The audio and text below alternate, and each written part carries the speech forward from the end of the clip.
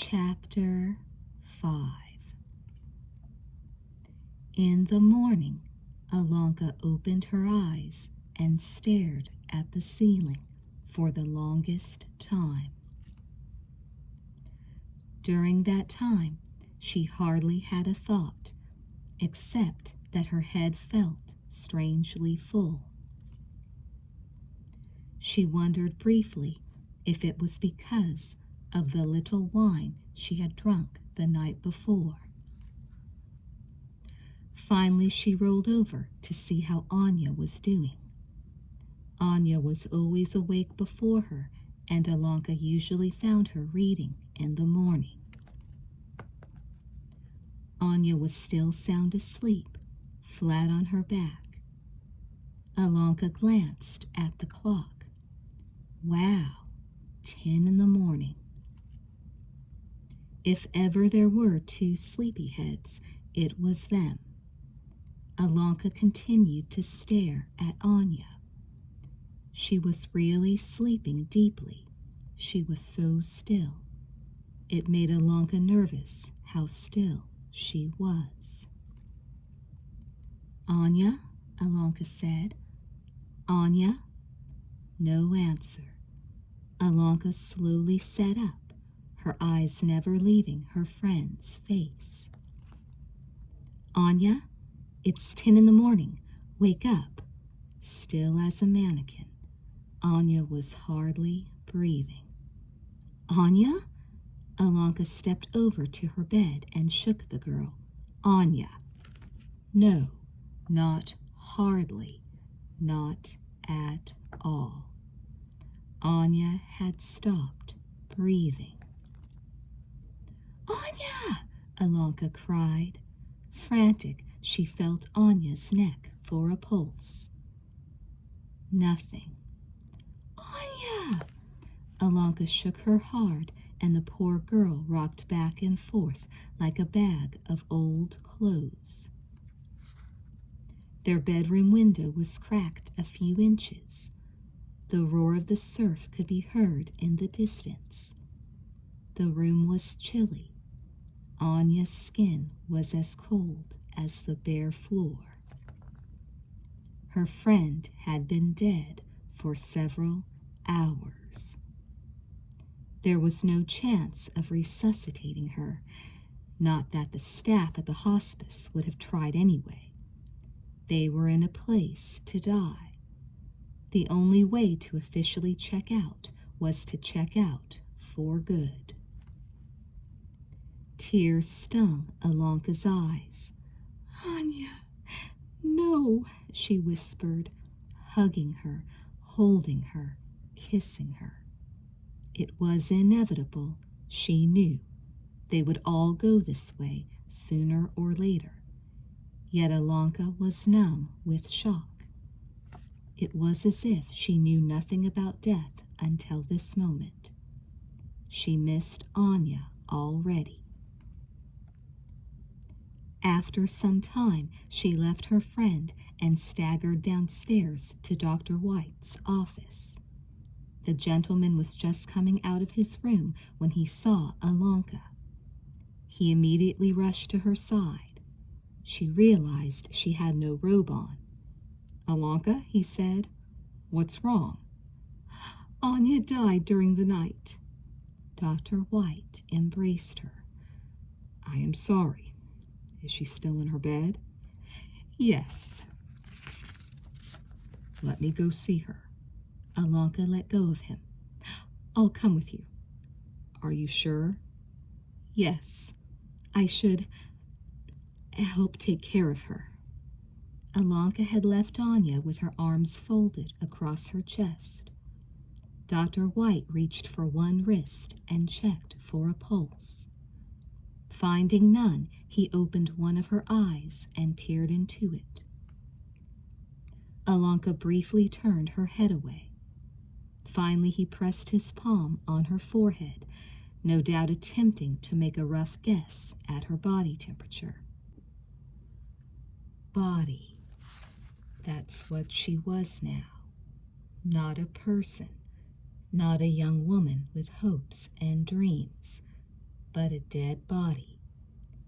Toward the end, Anya had abandoned all her dreams. She was more accepting of her fate than any of them. Yet that acceptance was not something Alanka wanted to emulate. Not yet, at least. Not today. She is dead, isn't she? Alanka asked. It was a stupid question, if ever there was one, but she needed to be absolutely sure. Yes, Dr. White said, feeling Anya's muscle tone on her arms and legs. I would say she has been dead for 7 or 8 hours. 7 or 8 hours ago would have placed her death not long after they had gone to bed. So soon after the lights went off. It made Alanka wonder. Couldn't you finish it, please? When had Anya ever begged for anything in her life? It's been great meeting here. Said like she was saying goodbye to the study.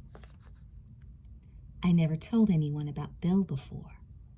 Said like a confession. Then there was the kiss. Dream, darling. What did she die of? Alanka asked. Dr. White glanced at her as if to say, yes, you are upset, and you can ask one stupid question, but that is 2 in a row. She died of cancer, he said. I mean specifically. I am being specific. Alanka shook her head. Anya was talking freaky last night. What are you suggesting? Nothing. Alanka, I'm suggesting that maybe she killed herself. She was always taking so many drugs. I think you should do an autopsy. Dr. White sighed. There will be no autopsy. I wouldn't recommend it, and the family wouldn't approve of it. She hardly has any family, and why wouldn't you recommend it? Dr. White moved away from Anya's body and touched her arm. Let's step outside and talk about this.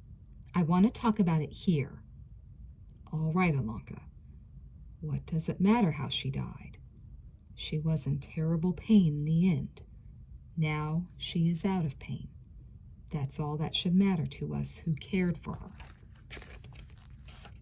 It isn't all that matters. Alanka was in tears again.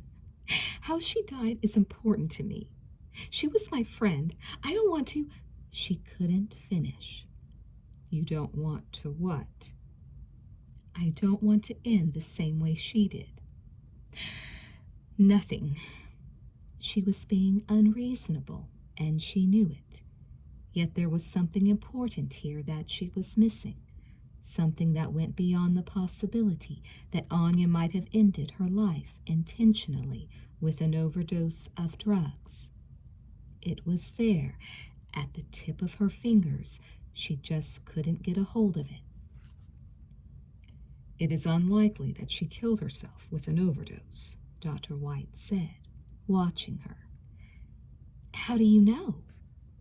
An overdose generally takes a while to kill someone. If she did die between 2 and 3 in the morning, she would have had to have taken the drugs before your club met. I assume she was at the meeting? Yes. Then suicide is unlikely here. Had she swallowed enough drugs to kill her by early morning, she would have been unconscious at the meeting. What he said sounded logical, yet Alanka continued to be plagued by uncertainty. Is there another possibility we're overlooking? She asked. Such as? I don't know. I'm asking you. Dr. White looked unhappy. Are you asking these questions because you don't want to deal with the real issue here, Alanka? Your roommate has died. She has been close to death for some time now. It's a shock to you, especially considering your own grave illness. Have you gotten any word on my tests? She asked suddenly. No. Alonka reached out and took Anya's hand, not because she wanted to, but because she felt she should. I loved Anya, she said, but I never told her that. I'm sure she knew, Dr. White said gently. Alonka shook her head, remembering her story of Bill the previous afternoon. Now there would be no point in contacting him. No, I'm sure Anya Zimmerman was one of those people who didn't know she was loved. I have to contact what family she has left. I will move the body from here as quickly as possible. Where will you put it? She was just wondering. In the basement, for the present. He paused. Would you like to gather her personal items together? Alonka understood the source of the question. Space was a valuable commodity. The body and its belongings had to be moved out so that another living body could be moved in quickly. She thought it would feel weird for the next girl to be sleeping in a bed where someone had just died. It was hard enough for Alonka to think she had slept most of the night next to a dead body. Of course, in this place, someone had died in each of their beds before they had arrived. It was a sobering thought. I can get her things together, Alonka said. Dr. White left to take care of business. Only a few minutes later, a couple of nurses arrived for the body. Alonka was still holding on to Anya's hand. Time to say goodbye. Not easy to do. The nurses covered her with a green sheet and lifted her onto a gurney and wheeled her out. Alonka was left alone with her pain. She didn't know if the others in the club knew what had happened. She should be the one to tell them, though, soon, but not just this second, she thought. Alonka went into the bathroom to collect Anya's toothpaste and hairbrush and stuff like that.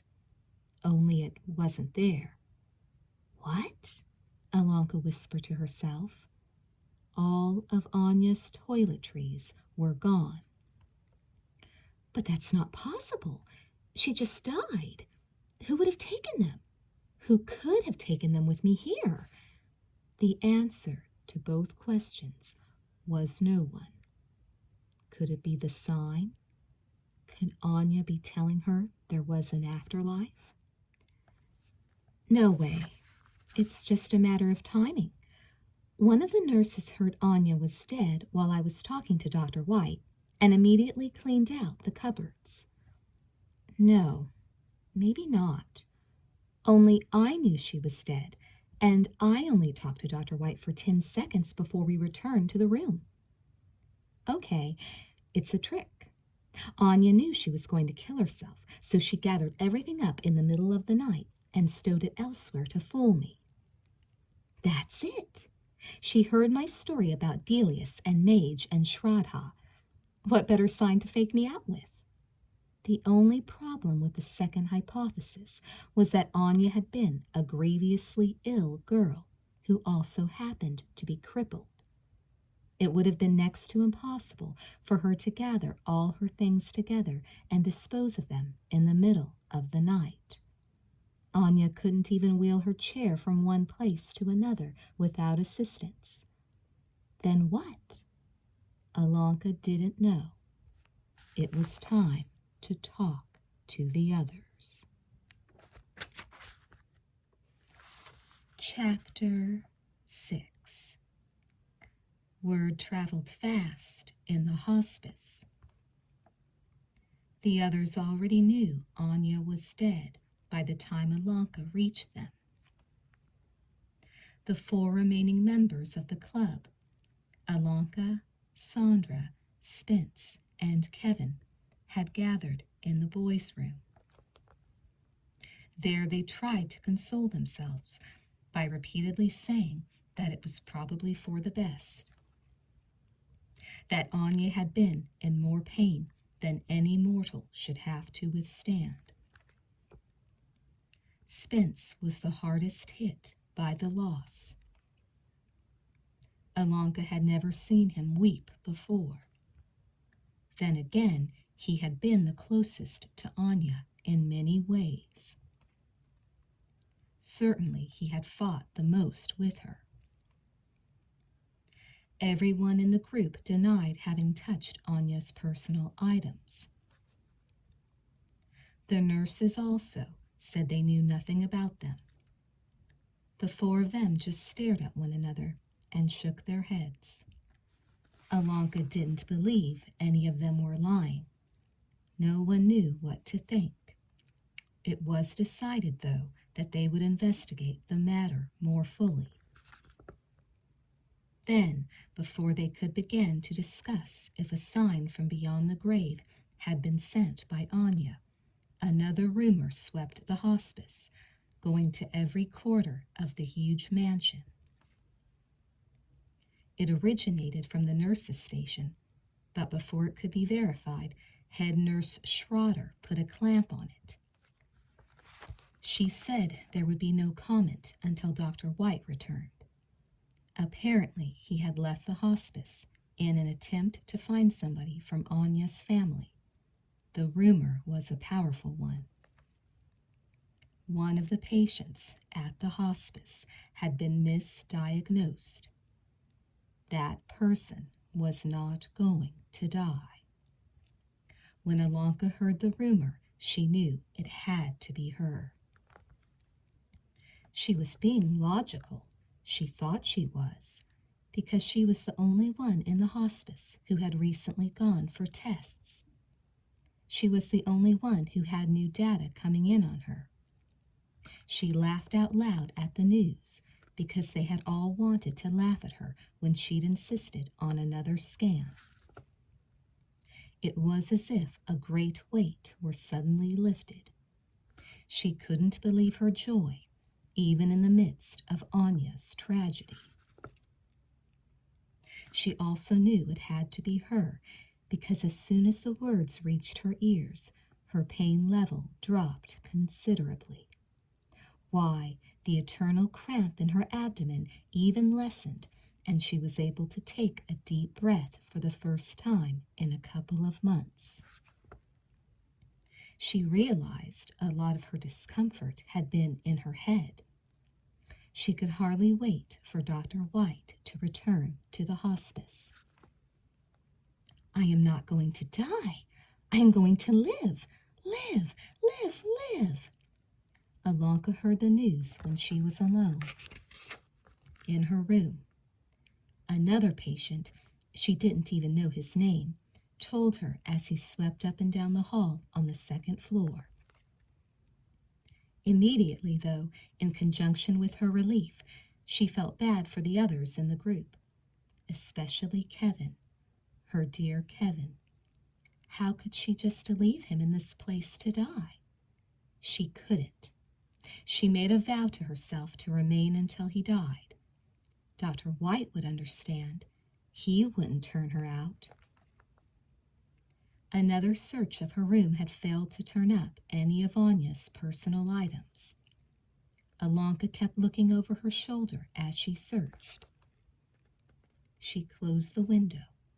There seemed to be a cold draft in the room. Finally, about 3 p.m, she decided to return to Kevin's room. She found him alone, sitting on his bed, flipping through sketches in a huge notepad. He was probably doing more than browsing. He had a pencil in his right hand. But he closed the pad as soon as she entered, and she didn't get a chance to see what he was working on. Apparently Spence was out mailing a long letter to his lady love, Caroline. Kevin said he was forever writing her. It took up half his days. It's nice that he has someone, Alonka said. She sat across from Kevin on Spence's bed. Yeah, Kevin said thoughtfully. Alonka hesitated. I wanted to talk to you more about what happened with Kathy. I should have told her a long time ago. You spared me the trauma. You would have broken it to her gently. I came at her like a raving bitch. Sometimes you have to be cruel to be kind.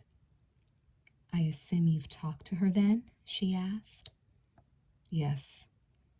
Will she be visiting again soon? I don't think so, he said. I had no right. Kevin raised his hand. It's fine, really. Let's not talk about it anymore. He shook his head. I can't believe Anya won't be there tonight.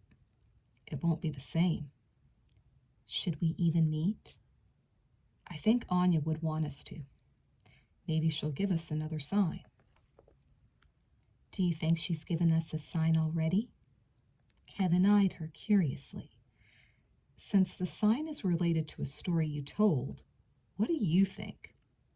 I'm intrigued. Nothing more? So much is happening all of a sudden. I haven't had a chance to really sit and think about it. She paused. You heard the rumor that's going around? That one of us isn't terminal? Yeah, it sounds like more than a rumor. I understand everyone's just waiting to find out who it is. Kevin? What? It's me. His face brightened.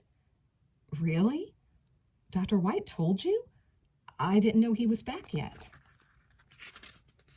He isn't back, but I know it's me. Who else could it be? Kevin's face darkened. Alonka, don't you think you're jumping to a dangerous conclusion? She laughed. I'm not jumping that far. Look, I went for a scan yesterday. They said they would have the results back today. Suddenly, today, one person at this hospice is no longer terminal. Kevin nodded. I admit it is a possibility. I'll keep my fingers crossed for you. He turned and glanced out the window. The curtains were pulled back, although the window was closed. As usual, the temperature in the room was elevated. I would love to see the ocean again, he said. She gestured to his left leg. Is it still numb?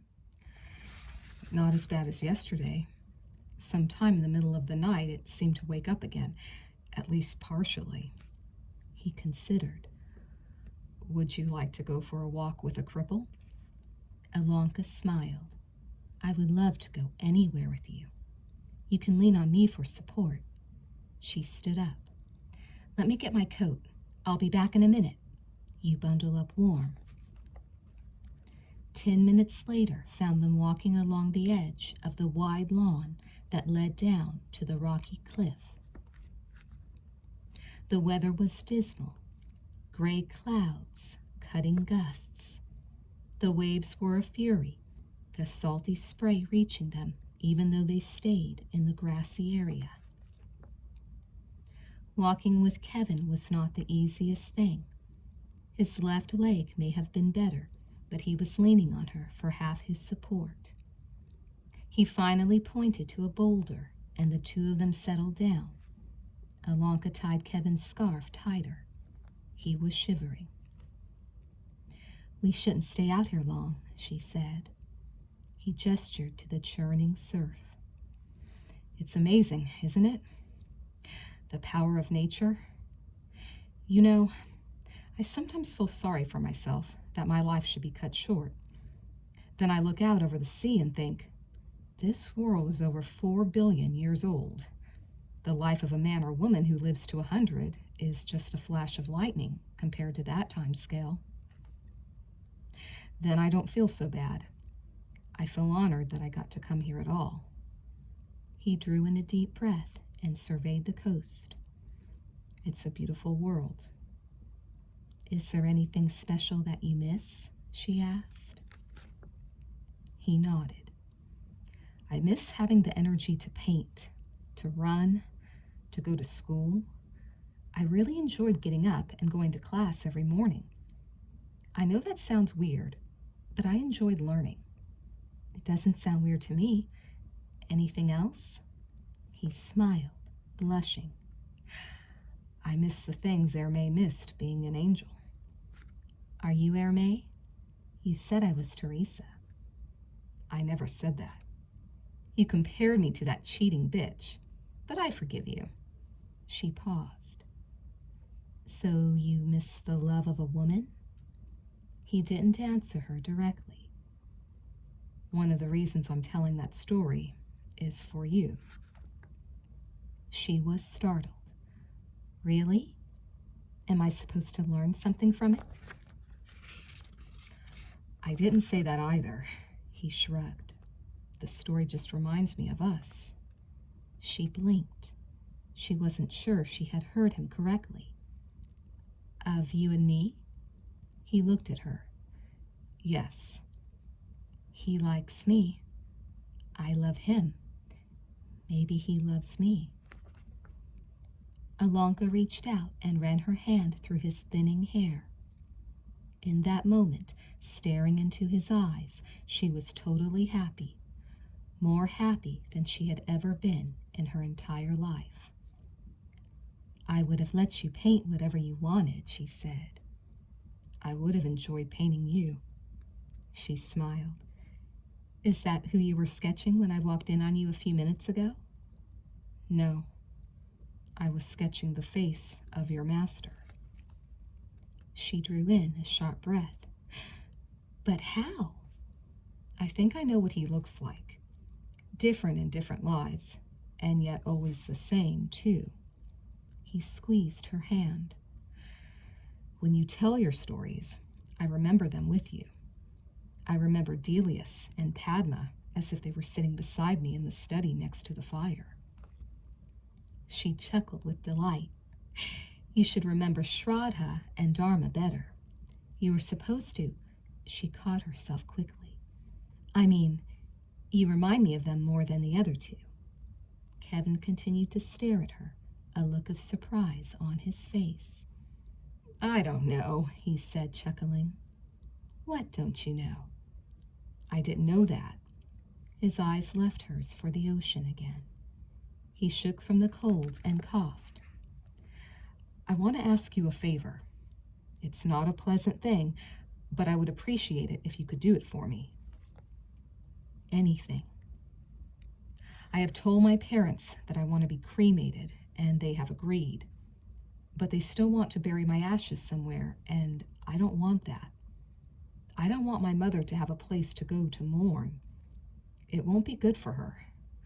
I don't even want her to know where my ashes are. But I have asked them to give them to you. The topic distressed her. To me? Yes. I want you to take them here. He gestured to the cliff, to the waves. I want you to throw them into the breeze above the water. I just want to blow away and be gone. There were tears in her eyes. But you won't just be gone. Maybe you won't die. He regarded her closely. I am going to die. I will be dead soon. Nothing can stop that. It is better to accept the reality. Didn't the master say that once? She sniffed. I believe he said it many times. She nodded. I'll do it for you, Kevin. Can I sing as I do it? I like to sing. Sing to me now while I can still hear you. But the wind, you'll hardly be able to hear me. That's okay. You probably have a lousy voice. She socked him lightly. You may be able to paint like an angel, but I can sing like one. Go ahead. No, she took his arm. Later. You have to get inside now. You're shaking like a leaf. Alonka led Kevin back to his room. She felt on top of the world, even though her boyfriend stood at death's door. But at least she could think of him as her boyfriend. The story just reminds me of us. Us. There wasn't a bigger word that could have come out of his mouth. At the same time, she knew she was being ridiculous. He's your boyfriend? He hasn't even kissed you on the lips, and he is going to be dead in a matter of days. There won't be a chance for him to kiss you. There won't be a chance for anything except for you to sing to his ashes." She wished she had sung a few words for him. Walking back to her room, she passed Sandra's room. She poked her head inside, a hello on her lips. But the word died on a suddenly icy breath. Sandra had her suitcase open on top of her bed.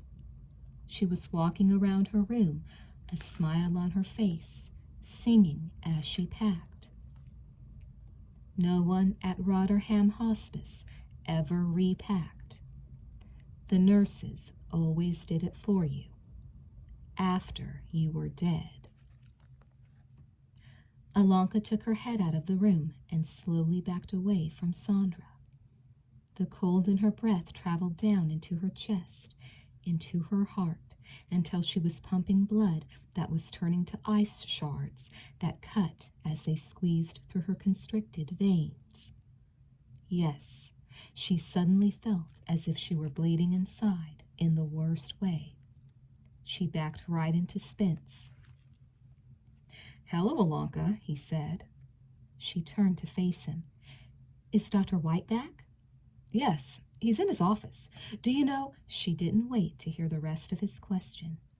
She ran down the hall toward the doctor's office, forgetting that she was sick and that she hadn't run in over a year. She arrived at Dr. White's door, gasping for breath. She didn't even bother to knock. She just barged in. He was sitting at his desk, studying some papers. He glanced up. "Is it me?" she asked. "Is it Sandra? Who is it?" "Alanka." He stood up and gestured to one of the 2 chairs in front of his desk. "Have a seat. Relax." She strode into the room, her fists clenched. "I don't want to relax. I want to live. Tell me, is Sandra the one who was misdiagnosed, or was it me?" He looked her straight in the eye. "It was Sandra. There are a couple types of Hodgkin's disease. Her doctor made an error. Her type is not fatal. She will be leaving the hospice today." Alanka just nodded, still breathing hard. "All right. That's good. That's fine. I'm happy for her. Did you get the results back on my tests?" Dr. White gestured again. "Please sit down, Alanka." "I don't want to sit down. Just tell me the truth and be done with it."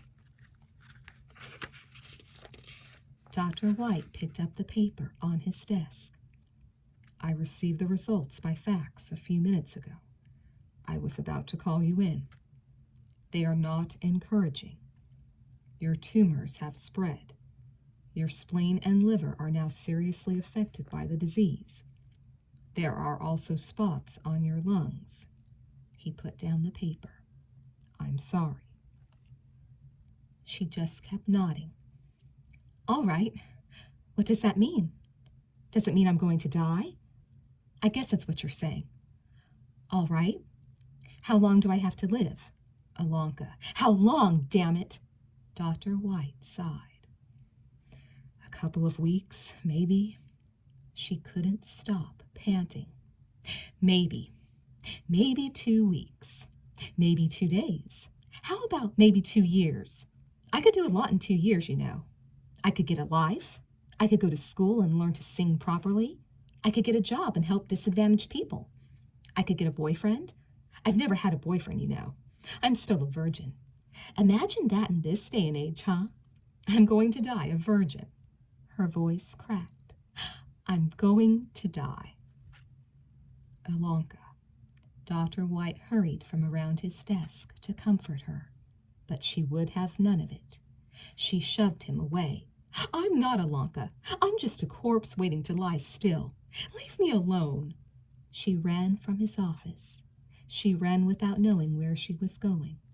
Past the nurse's station, past the oil paintings. She ran down what seemed an endless black tunnel. It should have been no surprise that she ended up in the darkest of all places, the basement of Rotterham Hospice, where they kept the bodies before they disposed of them. She came to her senses standing beside Anya. They had put her dear friend in a green plastic bag. There was a name tag on the outside, tagged and ready to deliver into oblivion. Suddenly, there was nothing more important to Ilanka in the whole universe than how Anya's personal items had vanished. She embraced the bag, hugging it to her chest. "Are you still there?" she asked, weeping. "Is anything there? Why, God? Why do you give us life just so that you can take it from us?" "There's nothing," she whispered to the green plastic bag. Ilanka did not know how long she stood there holding on to Anya's body. But a time came when she became aware of a hand on her shoulder. She turned and saw it belonged to Kevin. His brown eyes looked at her with such compassion that she felt as if he were touching her heart with hands made of an angel's light. But he did not say anything to her. He took her by the hand and led her upstairs to her room, limping the whole way, quite badly, but not leaning on her for support. He helped her into her bed, and then Dr. White came into the room and gave her a shot in the arm. The needle went in cold, but the fluid that squirted from it was warm. The warmth spread through her body. A profound drowsiness filled her. Kevin stayed with her as she fell asleep. The last thing she saw was his face. The first thing she dreamed of was the Master's face. "Master," she said, "what is it like to die?" "Why do you ask?" the Master said. "Every night you go to sleep. You sleep and you don't know who you are. But every morning you wake up." "But when I go to sleep, I know I will wake up in the morning. When I die, I don't know if I will be reborn. Will I?" "The real you is never reborn, nor does it ever die. But the personality and the body is another matter. You believe you are this personality, this body.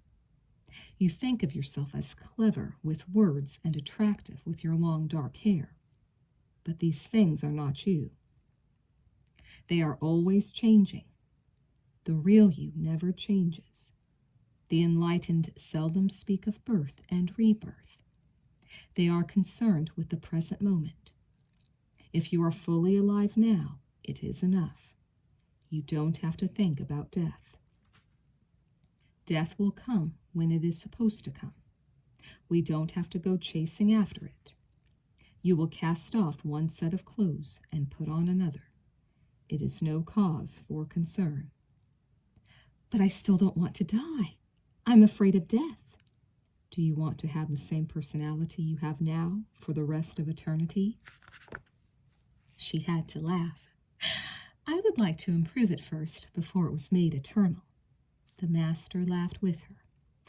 "You make it perfect, and you will see that it ceases to exist. You think I am so powerful and wise. I tell you, I am no one. That is how I understand everyone. I am like the sun. I shine the same on everyone. You are the sun. You are not this personality and body. Remember that when the time of death approaches, and you will have no fear. This is a great secret I give you." He paused and spoke seriously. "Remember, too, that I will be with you at that time." Chapter 7. She awoke in the dark. Even before she opened her eyes or heard a sound, she knew he was still there. How long have I been out? She asked. It's close to midnight, Kevin said. She opened her eyes and rolled over. He was sitting propped up with pillows on Anya's bed. He had on his red flannel robe. He had been dressed differently when she had been given the shot. He must have gone back to his room and changed. A shaft of moonlight came through the filmy curtains and shone on the floor so she could see his face, although not clearly. It's time for another meeting, she said. I don't think there's going to be one tonight. Anya's gone, and Sandra. She's gone too. She came to say goodbye, but you were asleep. She told me to tell you she'd write.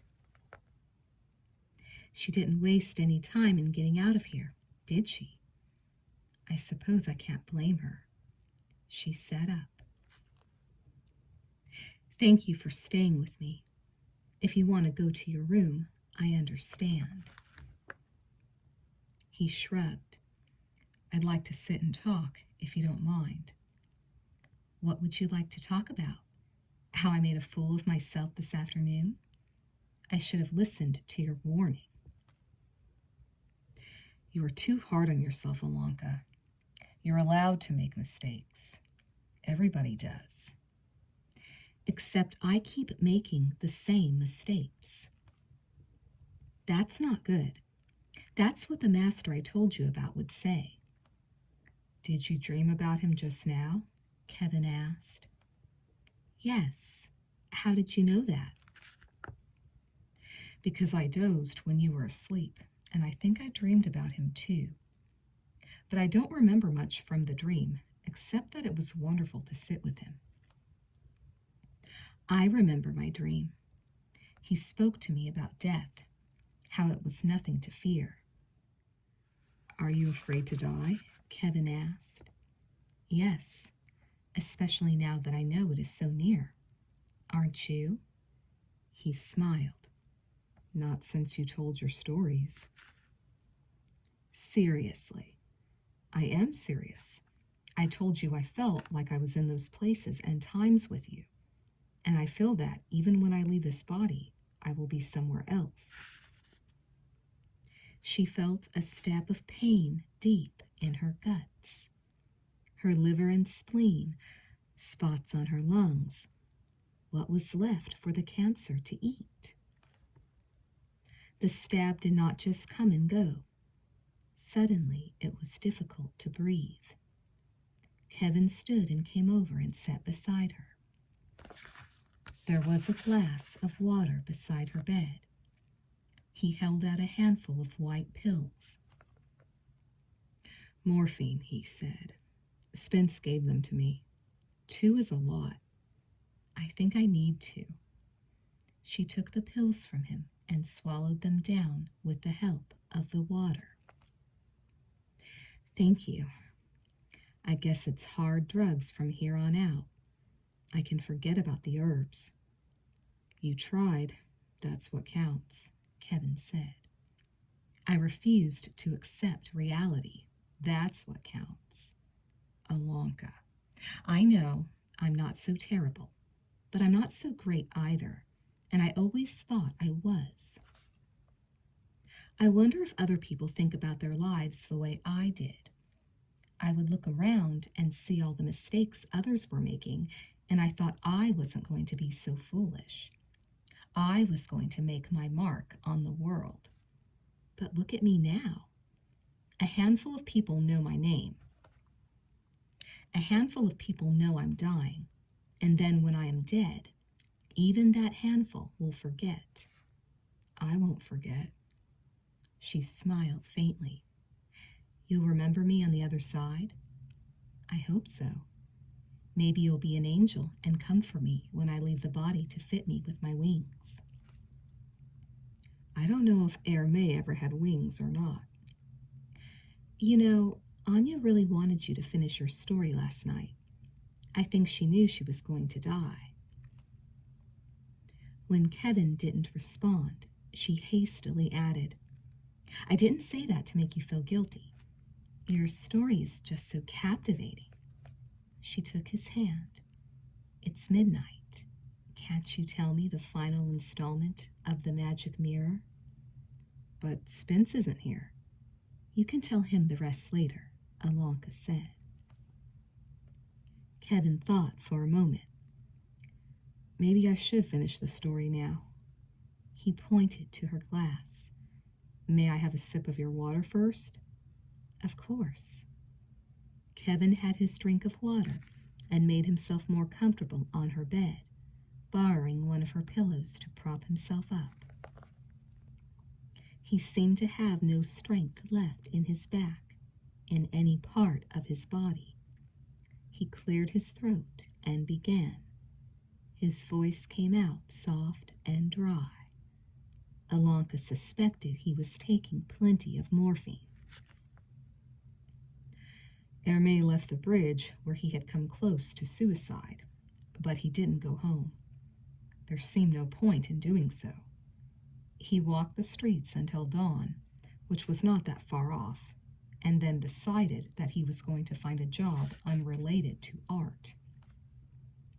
He felt that by continuing to paint, he was still living in the narrow world he had in the museum, and even though he was hoping to get back to the joy he had experienced as an angel, he also wanted to go beyond that. He believed God had granted his wish to be mortal because God had wanted him to become more than he was. Hermé decided to embrace life in all ways. He decided to become a taxi driver. The only problem was he didn't have a driver's license. He did have a fake American passport that Teresa had purchased for him on the black market in Paris before they had entered America. With that, he was able to get a temporary license and then a job as a taxi driver. The company put him on the night shift, which was all right with him. Driving a taxi in New York City is hard work. There is the constant fighting with traffic and strange people. But that was the one thing Hermé loved, all the different people he met. Living with Teresa, he had been somewhat sheltered from the world. As a taxi driver, he was face to face with the best and the worst the world had to offer. He stayed in New York for 5 years, and in all that time, he never ran into Teresa. Over time, the pain of what had happened eased, yet he never went through a day without wondering how she was. He still loved her, you see, but he was never tempted to try to find her because he could see that his love for her was not enough. She still had to live her life and grow her own way, just as he had to. He saw that he was actually bad for her in many ways. He had made her dependent on him, and likewise, he had become needy. But he wished her well, Hermé did. He wished everyone well. There wasn't a person who rode with him that didn't leave him feeling a bit better. That was enough for him, that he could work at a job and give love to complete strangers each day. He wondered sometimes if that was why everyone was on Earth, just to learn how to give love constantly. But after those 5 years, he left New York City and moved to Colorado to live in the Rocky Mountains. He became a forest ranger in a national park, and when he was not on duty, he would often hike deep into the forest and camp out under the stars at night. He craved the wilderness, the solitude, yet there was also a part of him that remained lonely, still searching, maybe for that perfect human companion, maybe for something else. There was this one woman who also worked at the national park that he liked. Her name was Deborah, and she was the cutest thing, at least to Hermé. They spent time together, and it wasn't long before she moved in with him, For Deborah, being with Hermé was like a dream. He was the kindest man imaginable, also one of the funniest. In the many years since leaving the Louvre, Hermé had developed an incredible sense of humor. One day, after living with Hermé for 6 months, Deborah asked him to marry her. Hermé was flattered and not good at saying no. So a date was set, and at long last, Hermé was going to be married. A week before the wedding, a huge fire broke out, and Hermé was sent in to fight it in a remote part of the forest, where he found a family trapped by the circling flames. Bravely, he broke through the wall of fire to the people, and immediately the wall closed behind him. But Hermé found the only way out for the family. They had to scale down the rocky side of a sheer drop. Initially, the family was frightened to do what he said. But as the flames closed in, they changed their minds. Hermé had a rope and other climbing gear, and he helped the woman and children down first. It was when he was coming back up for the man that he ran into trouble. The wind had changed, and the fire was precariously close. It reached his rope, and when Hermé was halfway up the cliff, it started to smoke.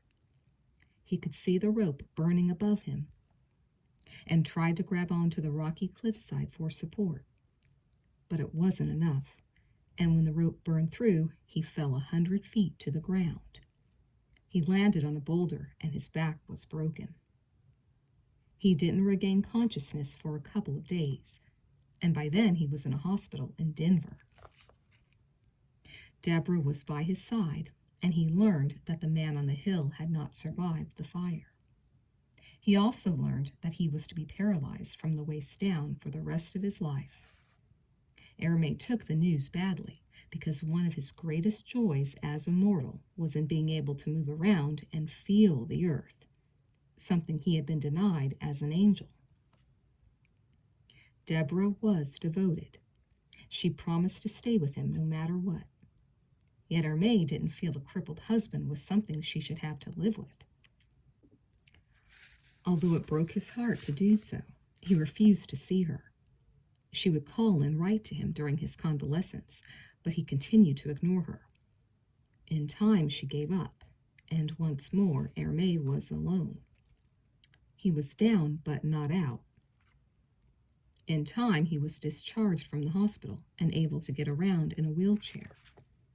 The staff of the hospital had left a lasting impression on him, and he decided he would like to be a doctor. It was a momentous decision because he was older, and as a paraplegic, his life expectancy was shorter than ordinary. Plus, he had to start his schooling from the beginning. He had to attend college for 4 years before he could apply to medical school. Fortunately, during all this time, he received money from the state because he had been injured on the job. But Hermé was determined, and after 9 years of struggle, he was officially a doctor. He had massive debts from medical school, but he immediately began to work in a free clinic, which offered services to the poor and homeless. By this time, he was living in Los Angeles, in a crummy apartment with a broken-down elevator that could hardly carry his wheelchair to the top floor. But he was content, maybe not as happy as he had been during the days immediately after he left the Louvre, but satisfied that he was performing a service to humanity. His main difficulty was his health. People in wheelchairs often have trouble with their kidneys, and Hermé had not been working many years as a doctor when his began to fail. Part of the problem was his own laziness. He was so busy taking care of others that he failed to watch his diet and drink enough fluids. In time, he had to go on to dialysis, and this slowed him down some. Yet he continued to work long hours, even as his hair turned white and began to fall out. As an ex-angel, he was not afraid of death, yet he felt if he were to die soon, it would be with regret. But he didn't know why. He had done the best he could with his life. He was ready to leave the clinic one night when a woman, close to death, was brought in. It seemed she had been living on the streets and had a severe case of pneumonia. She was literally drowning from the congestion in her chest. Hermé examined her and drew a blood sample. She was clothed in rags and covered with dirt. For those reasons, and also because she was completely emaciated with numerous sores on her face, he didn't recognize her. But after the nurses cleaned her up, he saw that it was Teresa. He was overjoyed to be with her again, yet saddened because she was obviously very ill, and he could tell her life had not been easy. She was half delirious, and he immediately started her on medication. Fortunately, the pneumonia responded to the drugs, and within a day her temperature was down.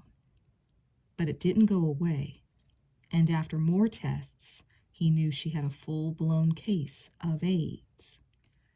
Her pneumonia was not bacterial, but a parasitic type that is common in AIDS patients. He realized she was going to die, and that there was nothing he could do to save her. While working in the clinic, he wore a name tag, but it only had his last name, which she had invented, so she had no idea who he was. Hermé was both saddened and relieved by her lack of recognition. He was sad because he had never forgotten her and felt he must not have mattered much to her since he had passed out of her memory. Of course, he knew he didn't look like the young man who had walked so boldly from the Louvre. At the same time, he was relieved she didn't know him, because he didn't know what he would have said to her as the great love of his past. They had not parted under ideal circumstances. He continued to take care of her, though, often staying after his shift was through to do special things for her. Rub her back and bring her the paper, and buy her books and bring her tapes to listen to. With her fever down, she became talkative again and was always pleasant to him. But it was obvious that she was in a great deal of pain and also suffering from depression. As the days passed, he was able to get her to open up and talk about her life. He learned that she had been married twice and had 2 children, but that both her marriages had ended badly and that one of her children had been killed in a car accident. It seemed that the death of the child had started her on a downward spiral from which she had never been able to escape. She had become addicted to alcohol and lost her job, and then her house, and then everything, and had ended up on the streets. Hermé almost wept as she talked, thinking how it could have been if they had stayed together, especially when she mentioned someone special from her youth. Then he realized he had been too quick to judge her memory. "I met him in Paris," she told Hermé, "when I was a young woman. He worked at the Louvre, that famous museum with all the Da Vincis and Raphaels. He was an artist, and I fell in love with him at first sight. He was so shy when we met. I practically had to twist his arm to get him to leave the museum. From the beginning, we were inseparable. He got a job painting portraits, and soon he was able to open a studio. We lived together, and he took good care of me. Then we moved to New York City, and everything went wrong. He didn't want to paint portraits anymore, and we were getting low on money, and I was getting nervous. Then I met another man and had an affair with him. Well, the inevitable happened. My boyfriend came home and found us together." Teresa sighed. "He turned around and walked out, and I never saw him again." Teresa's talking about the fateful night brought it all back to Hermé. He just stared at her, unsure what to say. Yet he realized that he did not blame her for what had happened, and that reassured him. "The memory is a painful one for you," he said gently. She sniffed. "I never had a chance to tell him how sorry I was for what I did to him, and how wonderful he was." She smiled suddenly. "Did I tell you about his talent? The pictures he painted, they took people's breath away. He could have been one of the greatest artists in the world. Over the years, I always kept an eye open for his work. I kept expecting to see it, but I don't know what happened to him. Her smile vanished.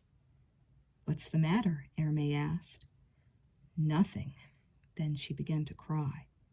"Doctor, I tell you all these things, but I can't even remember what I was like in those days." "I'm sure you were very beautiful." "I don't know. Maybe you will meet him again and be able to tell him how you feel." She shook her head. "I don't want to meet him looking this way." Abruptly, she stopped and scanned her surroundings. "How come there's no mirror in this room?" she asked. There was no mirror because Hermé had removed it while she had been delirious with fever. He hadn't wanted her to wake up and see how devastated her features had become with her skin cancer.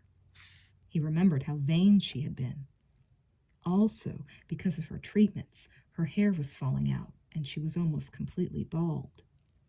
He put off her request for a mirror, but she was insistent. Finally, he agreed to bring her one the following day. As he stood up to leave, she stopped him. "Am I seriously ill, doctor?" she asked. "Yes."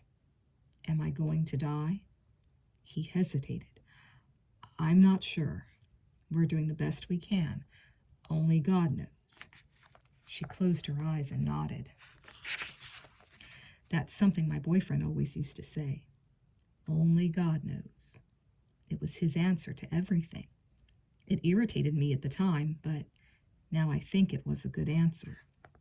She opened her eyes. "Thank you, doctor. Thank you, Teresa." She smiled. "For what?" "For everything," he said.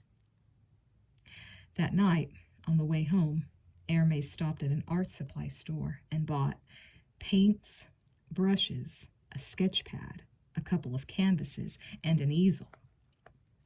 He hadn't painted in decades, but as he set up the tools in his tiny apartment, he felt a rush of power and exhilaration. His talent had not left him, he felt. He knew he was about to create the greatest work he had ever made. He set to work painting Teresa as she had appeared to him the first day he saw her. He worked throughout the night, not stopping until it was time for him to return to the clinic. There he was met with a shock. Teresa's condition had suddenly worsened, and she was near death. He rushed to her side and tried to awaken her, but it was clear she was slipping into a coma. The other doctors at the clinic told him to forget her, but he refused, staying by her side throughout the day and that night, holding her hand. His painting was leaning against the wall, still wrapped up and waiting for her to see. Hermé had not prayed to God in a long time for anything, but that day and night he prayed with all his heart. That she should not die, not knowing that she had been the most beautiful thing in all creation to him, that she still was. In the morning, at dawn, she awoke and opened her eyes. "Doctor," she whispered, "have you been here long? Have I been asleep long?" "We've both been asleep most of our lives, Teresa. I brought you a mirror. Would you like to see it?" Teresa nodded, and Hermé held up the painting for her to see. As he did so, she saw her youth and the very essence of her life unveiled before her. A light shone on her face.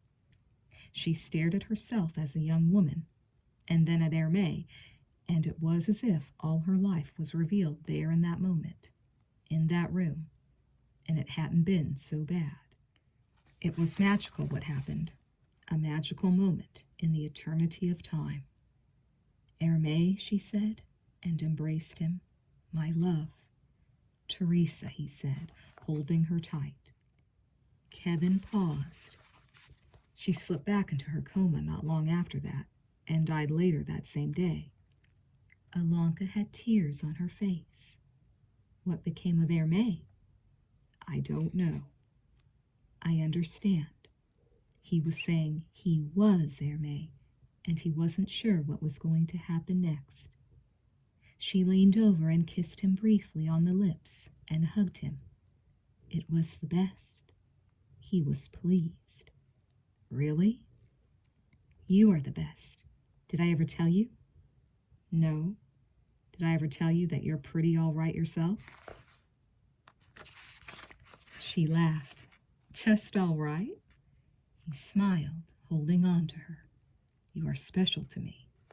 She sat back. Can I ask you a few things about your story? If you let me ask you a few things about your stories. It's a deal. You said one of the reasons you told that story was for me. I won't ask you to explain that since you already refused, but I couldn't help noticing that certain members of the Midnight Club seemed to be in your story either symbolically or really. There was the wheelchair, which naturally reminded me of Anya. There was your talent for painting. There was the thing of doctors taking care of dying people. What I want to know is if everything in your story was relevant to the members of the Midnight Club. She was asking because she wanted to know if he knew about Anya's experience with Bill, which had an uncanny parallel to what happened with Hermé and Teresa. Also, despite what she had just told him, she wanted to know how much of Teresa was supposed to be her. Finally, she wanted to know if there were things about the others in the story that she did not know. Unfortunately, Kevin's response was not helpful. The story unfolded naturally in my mind. I didn't consciously try to include each member of the group, but I suppose subconsciously I might have, since I knew they would be the only audience for the story. That's another thing that's sad, that this story should just die with us here. I wish it could be recorded and distributed, maybe even published. Neither of us has the strength to write it down. And what about your stories? They deserve to be recorded as well. They're wonderful tales of morality and nobility. Now you're exaggerating, she said, although she was flattered. I'm serious. They meant a lot to me, Ilanka. She laughed again. Only because you think you're the hero in each of them. I never said that. Oh, you did in your own elusive way. She paused thoughtfully. And maybe you were the characters that I thought I was. Delius and Padma were certainly more together than Shraddha and Dharma, and you are certainly more together than me. I won't argue with that. You, she shoved him gently, never too hard. Ilanka, he said, giving a mock cringe at her touch. She grabbed his hands. I love to hear you say my name. She stopped. It was here she could feel it, the moment of truth. It didn't have to be a big deal, though. Really, she thought, she preferred it like this, a quiet affair late at night in her room. I guess you must know by now that I love a lot more than that. He acted innocent. Huh? She pulled his hands close to her heart. In each of my stories, there was always you and I. It doesn't matter who was who. For me, you have always been there, Kevin, even before I met you. A tear fell from one eye, and she let go of him long enough to wipe it away. God, this is embarrassing. I don't want to start crying now. Don't. He wiped the tear away for her. You don't have to say anything. That's the beauty of meeting in the middle of the story. We already know each other. She couldn't stop crying. But I just wanted to tell you before it's too late. I just wanted to hear the words. She leaned over and kissed him. I love you, Kevin. I love you, Ilanka. You know that. I didn't know that. Well, now you do. He lifted her chin because it had begun to droop again. Why are you still crying, silly head? Are you expecting me to give you a big yellow gem? Are you expecting me to unveil a stunning painting of you? I'm sorry, but I can't have anything in the pockets of this robe except morphine and Kleenex. She had to chuckle, even though she started crying again a second later. She pressed his hands to her mouth and kissed them tenderly, bowing her head to him, too ashamed to expose her real self to him, and too afraid that she would never have another chance. "I'm afraid to die unloved," she said, weeping. "And I know you just said you loved me, and I believe you. But I need more than that, and there isn't time for more. Since I first saw you, I wanted to love you, really love you. Do you understand what I'm saying?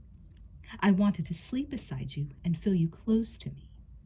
I wanted to make love to you, Kevin. I've never done that in my life, and now I never will." She shook her head and tried to pull back. "Oh, God, I can't believe I'm saying these things to you. You must think I'm a pathetic creature." "Yes," he said. "I know that I am. No, I mean, yes, let's make love. I'll stay with you tonight." She almost fell off the bed. "You will?" "I would be honored to." He had shut her up quick. She was stunned. "But, I mean, can we? My abdomen is pretty scarred, and Dr. White says I have tumors bigger than oranges inside me." "Are you scared?" Kevin asked. "Yes, I'm bald." "What?" "This is a wig. I have no hair. Chemo killed it." "I know." "You know?" She was astounded. "Yes," Kevin said. "But that doesn't matter. I'm scared too. I'm in worse shape than you. I can't even walk up a flight of stairs. But none of that matters. We can make love without having sex. We can take off our clothes and hold each other. And it will be better than in the movies." He pulled her into his arms and kissed her on the lips, slow and deep. Then he whispered in her ear, "I won't hurt you. You won't hurt me. Will you get cold without your clothes on? You'll keep me warm. You won't die during the night?" It wasn't the best question to ask, but it was a fact she feared. But for once, her love was stronger than her fear. She pulled him close before he could answer and said, "No, that won't happen. I won't let you die." It was a promise she made to him.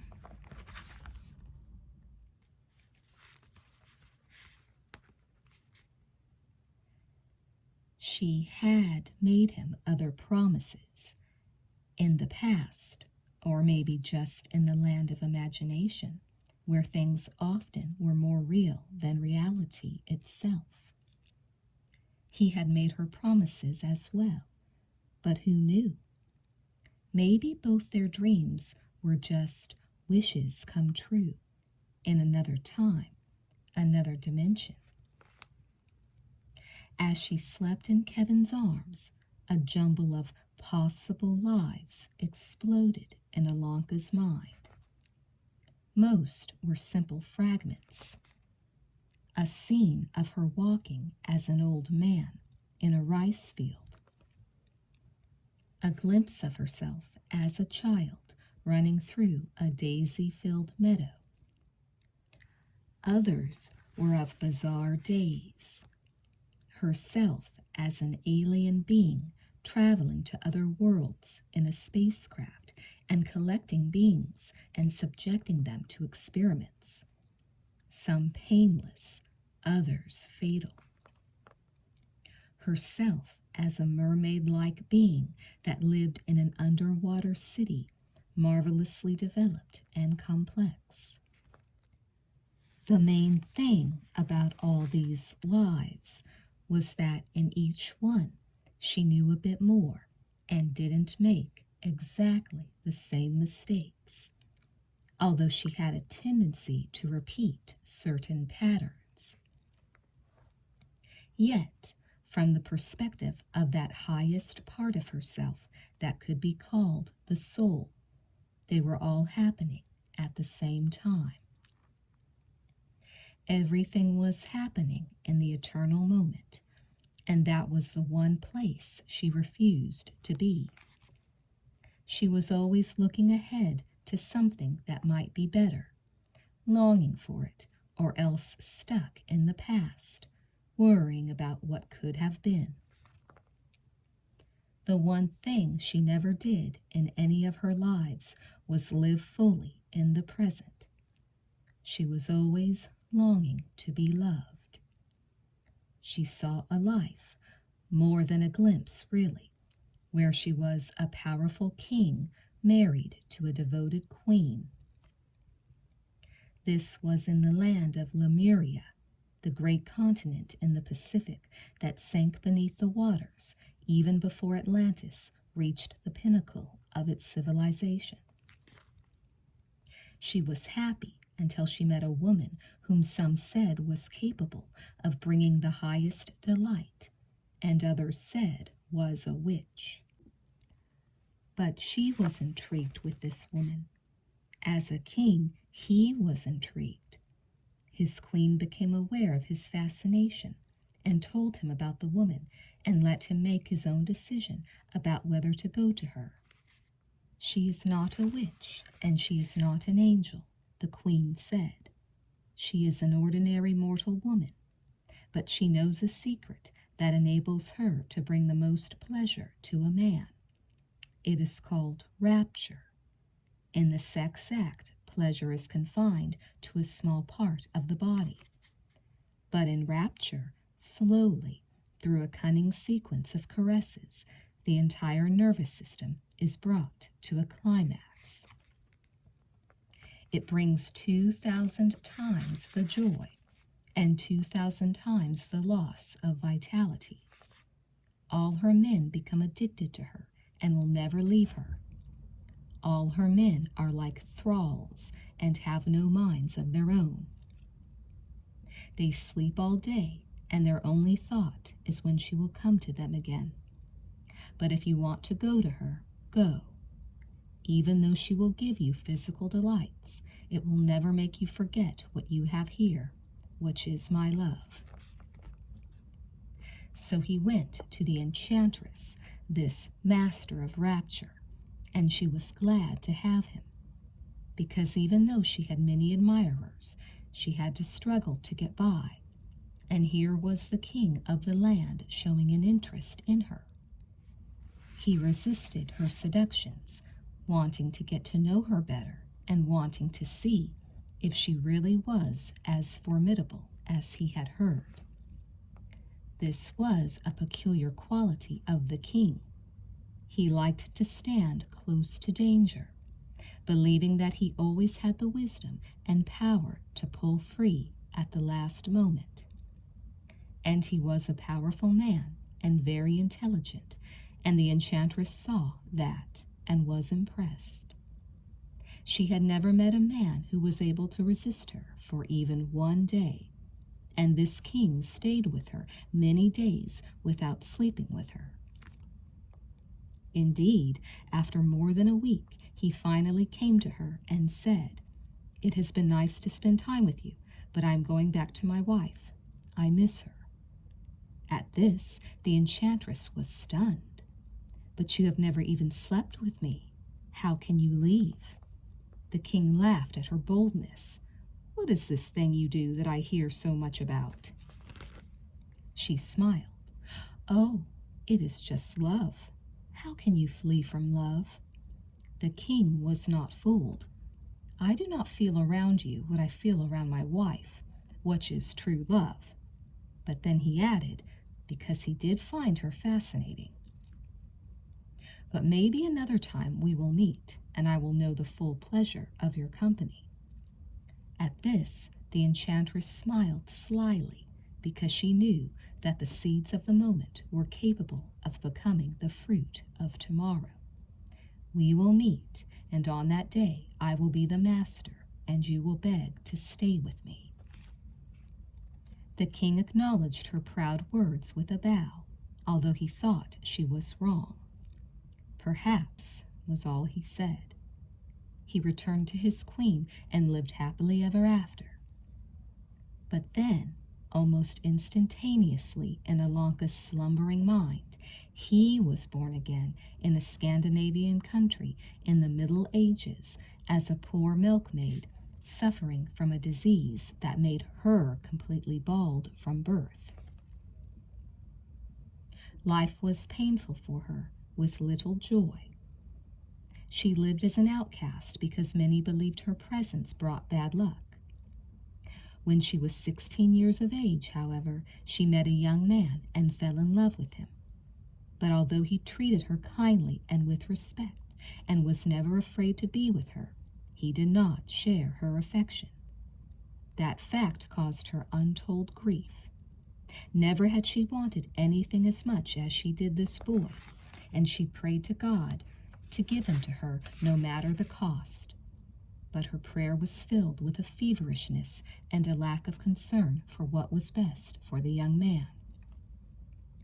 So as a result, it was cursed, even though her prayer was granted for a short time. A wizard came into her life, a man who could start fires with the mere wave of his hand, and whose gaze was as cold as the harshest winter. This wizard was attracted to her because even though she was an outcast and far from charming in appearance, she had a pure soul. That purity drew him like a powerful fragrance. He wished to use her for his own aims. He saw her as the light source he could use to power his most vicious spells. He came to her as she knelt in a stone church and prayed for God to bring the boy of her dreams to her arms. There, in that church, he taught her the most wicked part of all black magic, seedling.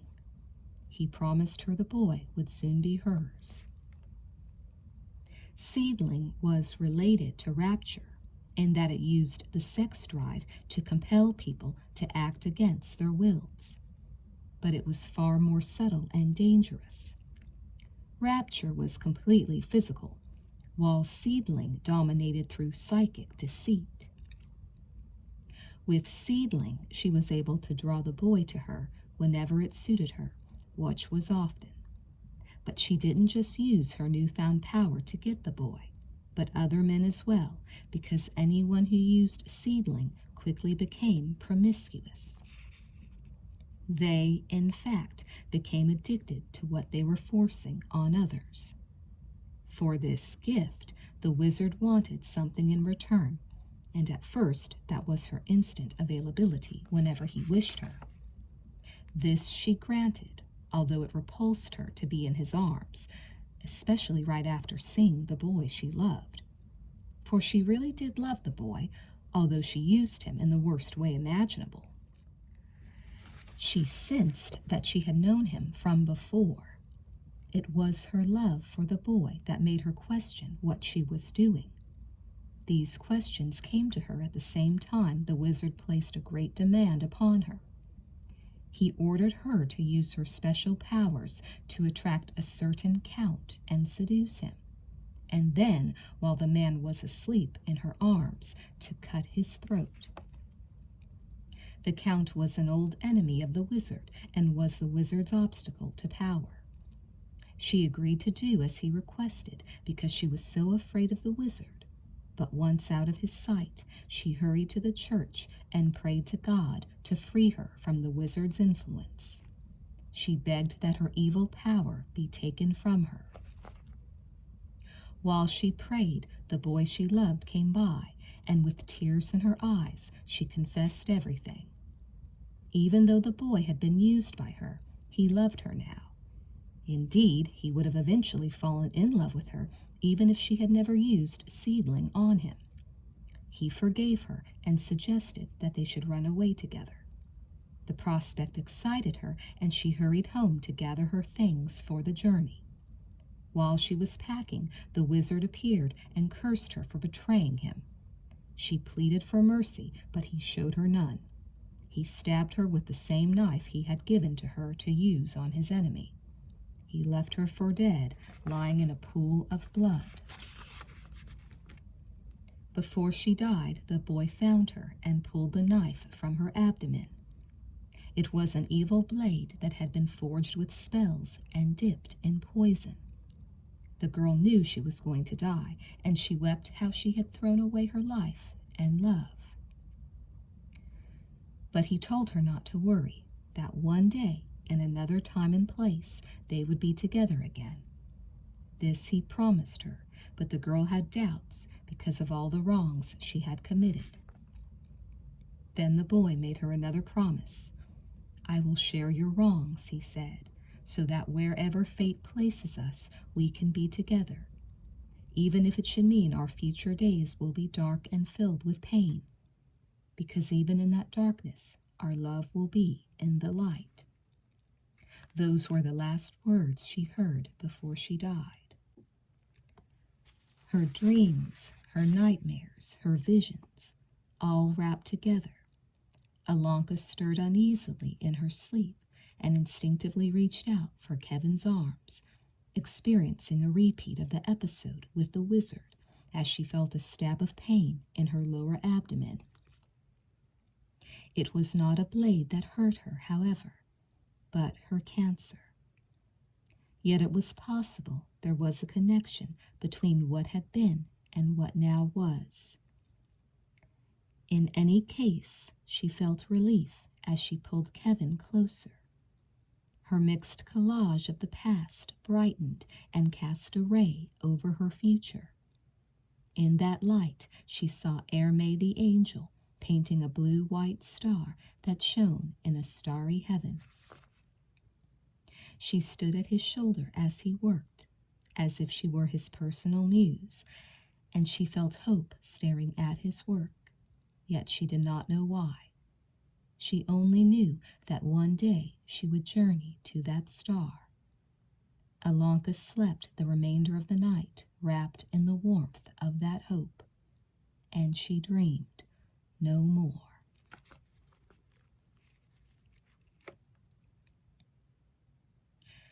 In the morning, she awoke with Kevin lying asleep beside her. The sun shone in through her open window, which surprised her because she thought it had been closed when they went to bed. A fresh ocean breeze played gently with the curtains, but it was not as cold as she would have expected. It was warm and sweet, as if they had skipped the fall and winter in the space of one night and come to an early spring. A bird sat singing on the windowsill, and Alanka waved to it. At the gesture, the bird paused and stared quizzically at the two of them, as if trying to decide which one to continue singing for. Alanka smiled and pointed to Kevin, and the bird sang some more. It was then that Kevin opened his eyes. "Is that you?" he asked. She leaned over and kissed him. Before she had fallen asleep, she had kissed him a lot. "Yes, my darling boy. I told you I have a beautiful voice." He smiled at her. "What a beautiful sight to wake up to." He closed his eyes and sighed. His face was very thin. "What a beautiful sound." She ran her hand through his fine hair. "Did you dream last night?" "Yes, about you." "So did I. It was nice, but I'm glad it's morning." "So am I." "I love you, Kevin. I love you, Alanka." He never did open his eyes again, dying a few minutes later in her arms. Chapter 8. 2 days later, Alanka was at the edge of the cliff, throwing Kevin's ashes into the wind and the ocean. She didn't sing as she had told him she would, at least not out loud, but there was a song in her heart. She was satisfied that she had told him how she felt before he left the world. It also meant a great deal to her that he had felt the same way. Kevin's parents had no objection to her dealing with his remains, especially since he had left a written request to that effect. Alanka finally got to talk to them. They were nice people, the mother especially. The woman naturally was grief-stricken over the loss of her only child, yet her grief seemed equaled by the relief that her boy was no longer suffering. Alonka had written an apology to Kathy and gave it to Kevin's mother to give to the girl. In the card, Alonka said that Kevin had died peacefully. Dr. White had told no one where Kevin had taken his last breath. Dr. White did another favor for Alonka. He put her in touch with an old friend of Anya's, a guy named Shazam. Alonka called him and explained how she wanted to get hold of Anya's old boyfriend, Bill. Shazam promised her he would do what he could to find him. Sandra also called, and Alonka talked to her. Sandra was back in high school, trying to catch up on the work she had missed. Although they spoke at length, they didn't say much that was significant. Their worlds were too different. Sandra was rediscovering hers, and Alonka was losing even the hospice she called home. Her health was failing swiftly now.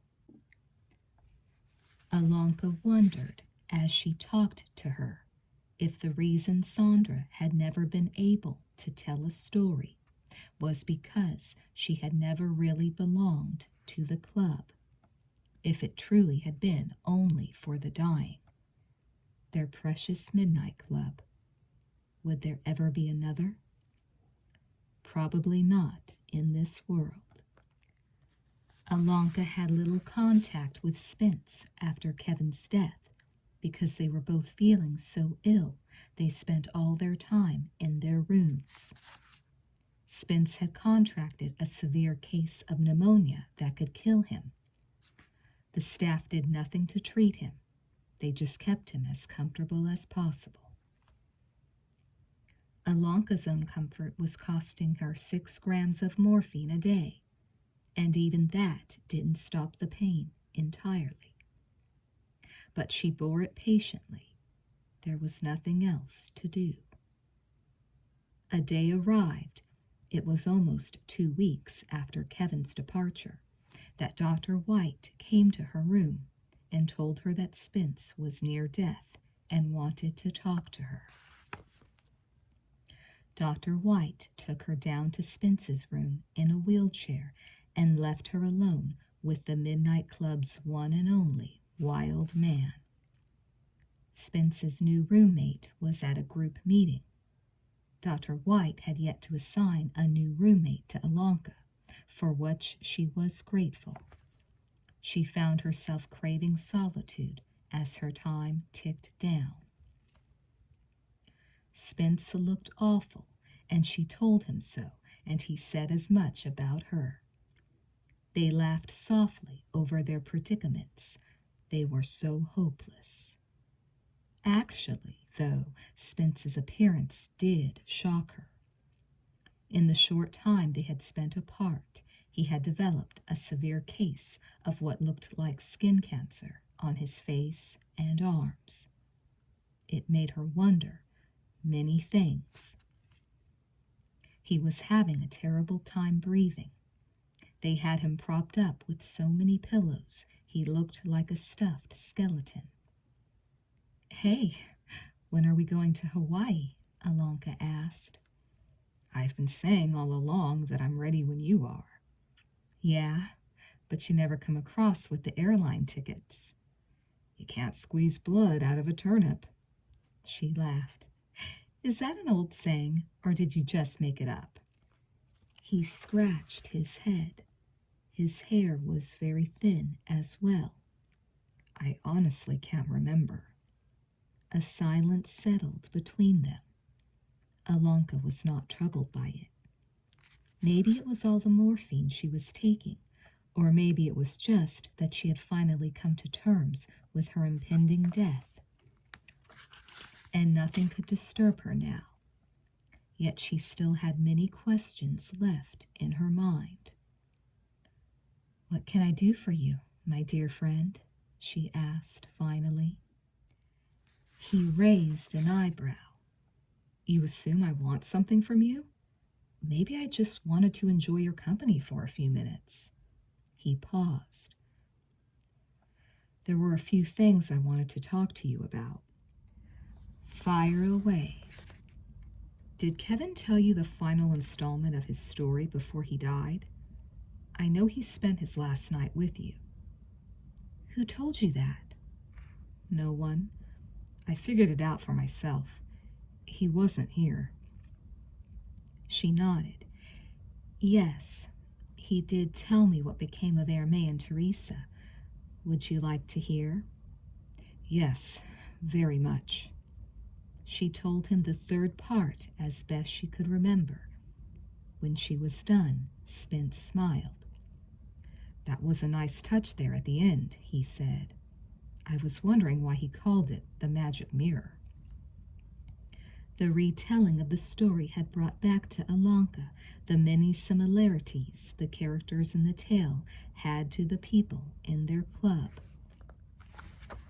But we want the blood ceremony. You can have it if you want. I'm going to bed. Is there a story you want to tell me? She asked carefully.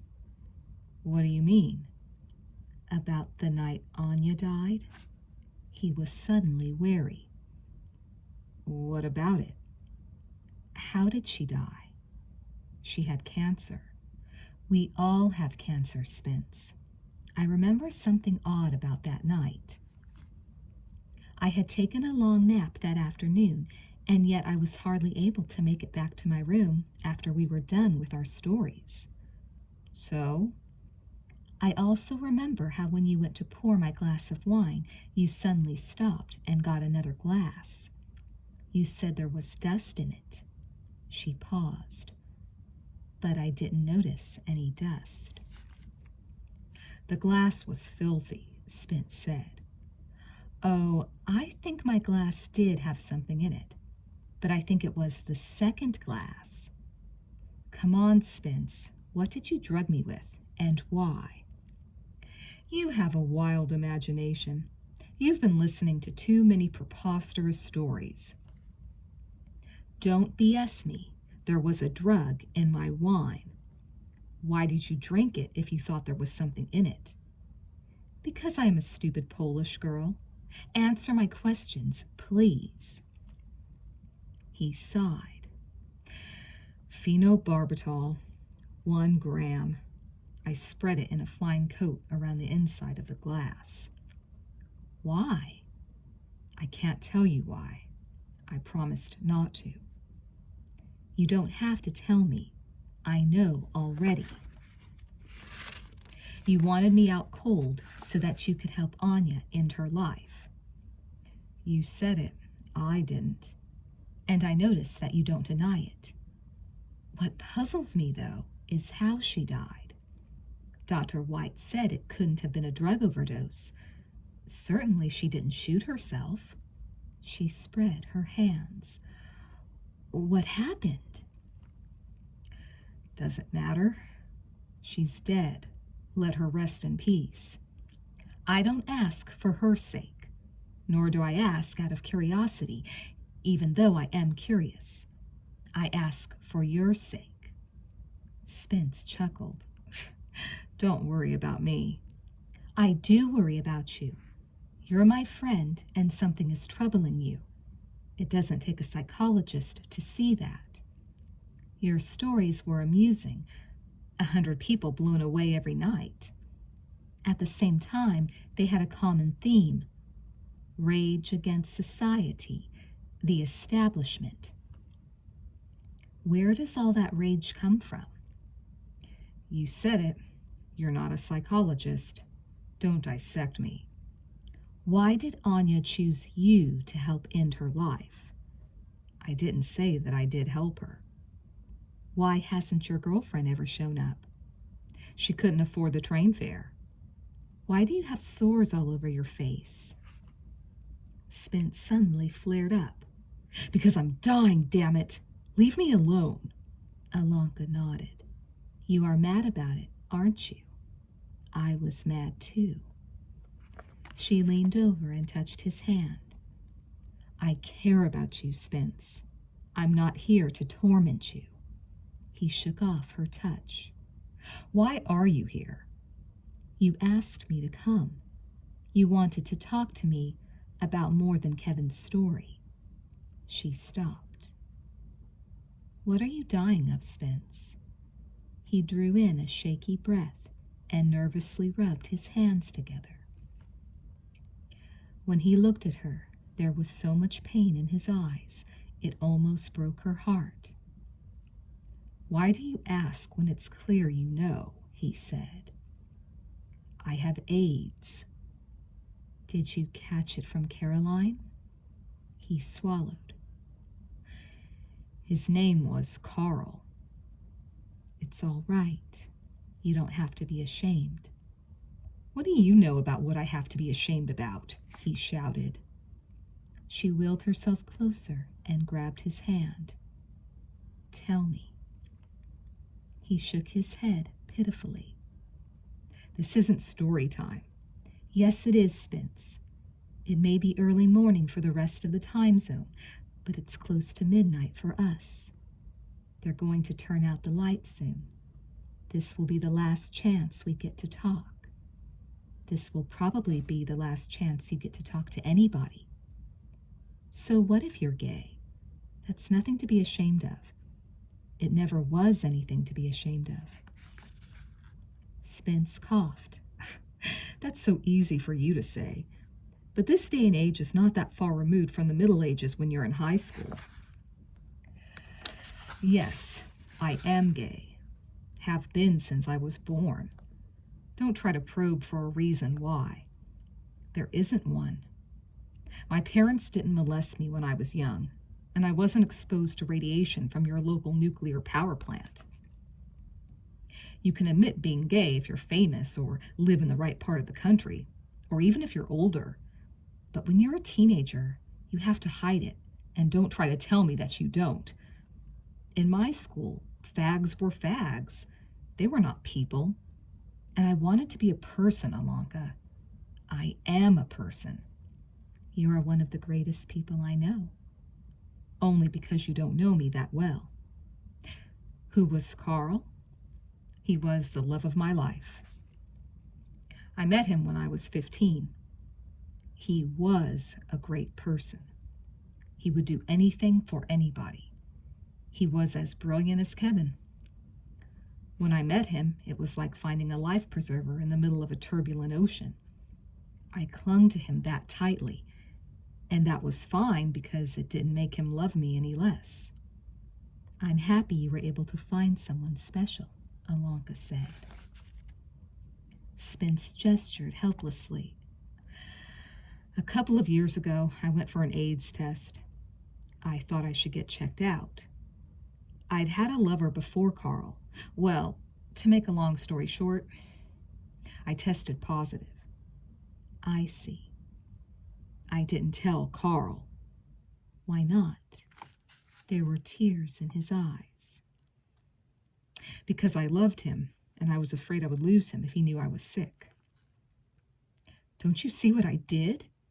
I loved him, and I killed him. He's dead? But who's been sending you all these letters? I write them and mail them to myself, he whispered. You don't know if you killed him.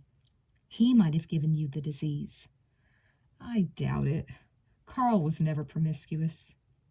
You don't know, Alanka insisted. That's just it. I don't know. I will never know. But I can't stop thinking about how he looked the week before he died. He looked like something that should be burned and buried. Spence pointed to the mirror on the far wall. He looked like me. I'm sorry. That's what I told him. But it was too late. Spence buried his face in his hands. The worst thing was, he never blamed me. Even if you did give it to him, by the time you found out you had the virus, it was probably too late. She reached over and hugged him, and he slipped into her arms, tears running over his cheeks. There was so little of him left, of either of them. She couldn't remember the last time she had eaten a meal. You have to let it go. You can't die tormenting yourself like this. I've tried. I can't let it go. What I did, who could forgive me? But he forgave you. He buried his face in her chest. It's too late. There are no words you can say that will make things better for me. I'm going to die this way. I deserve to die. She stroked his head. I had a dream last night. I was a witch who controlled a young man, and the ironic thing was I loved the guy. I'm not sure, but I think it was Kevin. Anyway, there was this evil wizard, and he stabbed me in the guts, and I was bleeding to death when this guy found me. I had done nothing but use the guy, and still he loved me. As I was bleeding to death, he told me we would meet again, either in heaven or on earth in a future life. But I doubted his words. I didn't think I could be with him because of the awful things I had done. But he told me something just before I died that stayed with me as I crossed into the other world. He said that if I had indeed done something wrong, then he was willing to share the consequences of that action with me so that wherever we went, we would go there together. I honestly think that's why Kevin was here with me. I don't think he deserved to be here. I think he chose to come to teach me what I had to learn, to teach me what the Master had been trying to teach me in every life. Spence raised his head. What is that? It will sound corny if I say it. Spence reached for a Kleenex and blew his nose. I'm in a corny mood. I think I am here. We are all here to learn divine love, to love the way God loves us. Spence coughed. If God loves us so much, why did he invent AIDS? If you had not caught AIDS, I would not have a chance to make you the offer I am going to now. What is that? If you honestly feel you have done something so terrible that you cannot be forgiven, then I am willing to share your sins with you. When we die, if we should have to stand before God and be judged, then I will tell him I am as much to blame as you, and that half your punishment should be portioned out to me. Spence was incredulous. I don't think you can do that. Kevin did it. That was just a dream. I think this whole world is just a dream. That's all that morphine you're taking. Are you accepting my offer or not? She asked. Why are you making it? Because I love you, Spence. You're my buddy. Do you really think God is going to judge us together? No.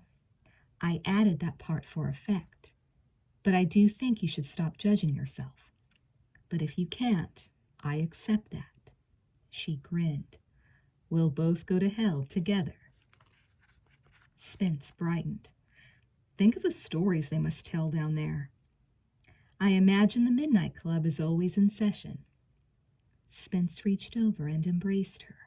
He kissed her on the cheek. It means a lot to me, what you say. Maybe there is magic in your dreams. Kevin kept telling me there was. I do feel better being able to share my burden with you. I always wanted to tell you. Did Kevin know? I didn't tell him, but I think he guessed. He was very perceptive. Anya knew, though. You told her? She knew Carl. They lived in the same neighborhood. Spence released her and sat back. I smothered her to death. She asked me to. She couldn't stand the pain? Spence sighed. It was bad for her at the end. The morphine couldn't stop her agony. She told me that I was the only one who could kill her because of what I felt I had done to Carl. She said it matter-of-factly, not in a cruel way. I understood what she meant. I didn't hold it against her. He shrugged. I guess everything gets easier the second time around. It wasn't easy for you. Spence nodded. It was worse than you can imagine. I took her pillow and pressed it down over her face, and I could hear her smothering. With you sleeping peacefully only 3 feet away. I had to keep telling myself that I was just giving back to her the thing I had stolen from Carl. I know that doesn't make a lot of sense, but even more than his life, I felt like I had taken Carl's dignity from him. He did not die easily. Anya told me that she wanted to go out with a little dignity. I could give her that much. You did a very brave thing. You think God will see it that way? He genuinely wanted her opinion. He will probably give us time off our time in hell because of it. Spence finally smiled. Then after that, we'll probably be reincarnated as penguins in that part of Antarctica, where the ozone layer is completely wrecked. I'll have skin cancer all over again. Who took Anya's toiletries?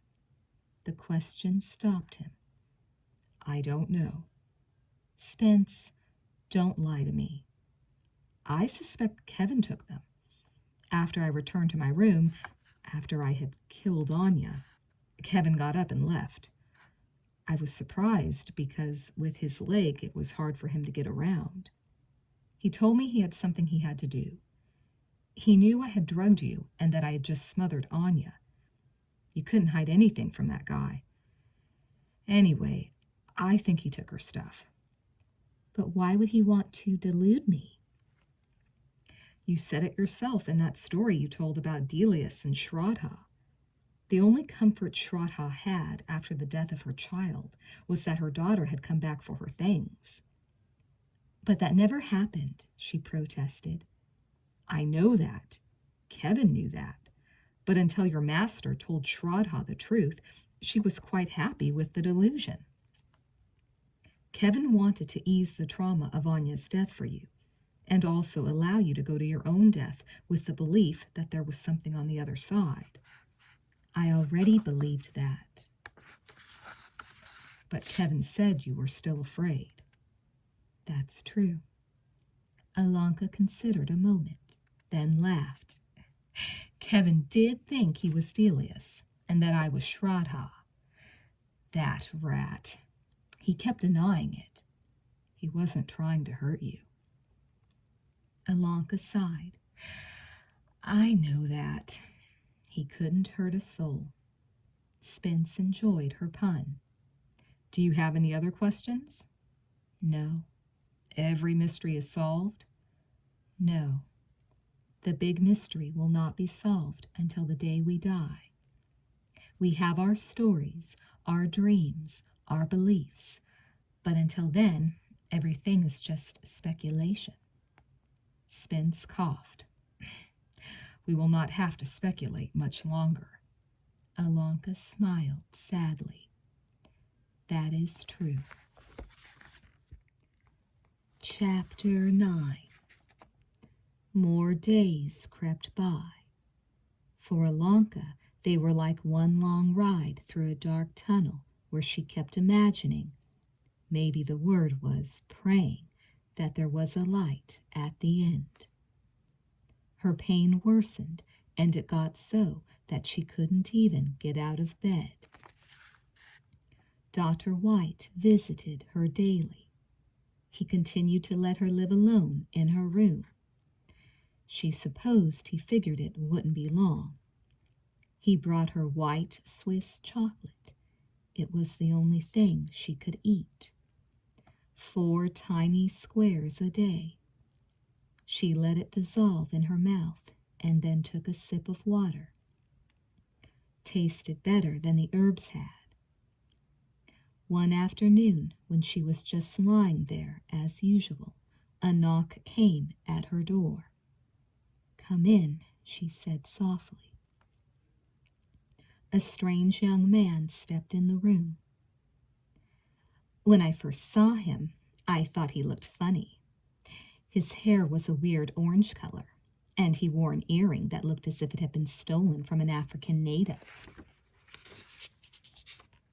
"Bill," Alanka said with pleasure. The guy had not changed his style. He appeared uneasy. "A friend of mine gave me a message that you were looking for me." "Yes." Alanka tried to sit up as best she could. Moving was agony. She had to take a breath before she could speak again. "I was a friend of Anya Zimmerman's. Did your friend tell you she's dead?" His cheek twitched, but otherwise he gave no sign of how he felt. "Yes." "She was my roommate. She told me about you guys, how you met, how it ended. You can sit down if you want. That was her bed." "All right." Bill glanced at the bed nervously before putting his bottom on it. "Like I said, she told me how things got messed up between you guys. She was crying when she told me." Bill showed interest. He was a handsome guy, his hair color notwithstanding. He had a sharp look in his eyes. Alanka remembered Anya had said he wanted to be a detective. "I guess it didn't work out for her with the other guy," Bill said diplomatically. "The other guy was nothing to her. Anya didn't even know what she was doing with him. She was happy with you. But you know how sometimes when you're the happiest, you begin to feel like you don't deserve it? Then you do something to screw it all up?" "I've never done that, but I understand what you are saying." "I hope so, because I'm saying it badly. What I mean is, Anya loved you and was sorry for what happened. She wanted to tell you that before she died, but she was too sick and too ashamed." Bill's lower lip suddenly trembled, and he bit it. "I appreciate you telling me that." He paused and touched the bed hesitantly with his palm. "Did she suffer a lot?" "Yes, but in the end, she was with friends. That helped." "I wish I could have helped her," Bill said with feeling. Alanka smiled. "She left a box of stuff. Dr. White, he runs this place, didn't know what to do with it. It's on the floor of the closet there. Please take it. I know she'd want you to have it." Bill took out the box and set it on the bed. The first thing he removed was the small clay statue Anya had been making to give him on Valentine's Day. The two unpainted lovers holding hands. Bill held it up without a sign of recognition. Alanka supposed he couldn't remember more than the main highlights from that particular night. But Alanka remembered. "I said the only part he broke was my right leg. Yet the statue was whole. The girl's right leg was in place." Alanka gasped. "Give me that!" Bill hastily handed it over. Alanka studied the statue closely. There was no sign of repair work. It was as if the leg had always been there. "What is it?" Bill asked, worried. "It's a sign," Alanka whispered. "What are you talking about?" "Bill, you know how people say time heals all wounds?" "Yes." "Well, what if time ran out? Do you think love could heal what was left?" "I'd like to think so. Hey, what's so special about those two clay figures?" Alanka closed her eyes and hugged the statue to her heart. Death couldn't tear them apart, she said. Death couldn't touch them.